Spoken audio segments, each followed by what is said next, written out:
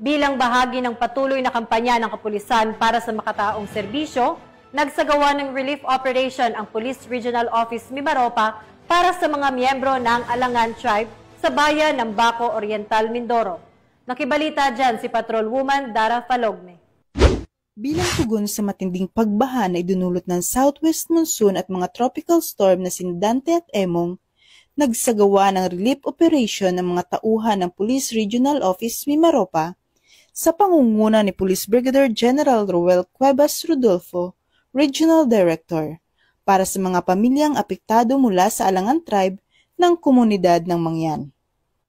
Ang nasabing aktibidad ay isinagawa sa Sitio Sungi, Barangay Tagupay, Baco Oriental, Mindoro, kung saan nagsagawa ng feeding program at pamamahagi ng food packs ang mga tauhan ng ARCAD, RMFB Mimaropa at iba pang sangay ng kapulisan. Layunin ng relief operation na ito na palakasin ang ugnayan ng pulisya at ng komunidad sa pamamagitan ng simpleng pagtulong sa oras ng pangangailangan.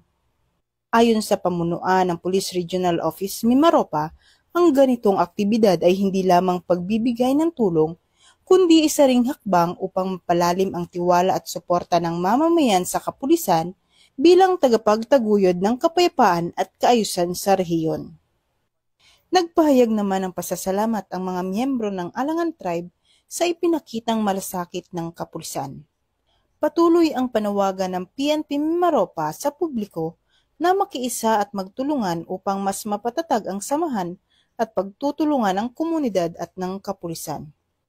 Mula dito sa Calapan City, Oriental, Mindoro, ako ang inyong PNN correspondent, Patrolwoman Dara Falogme, alagad ng batas, tagataguyod ng balitang pulis.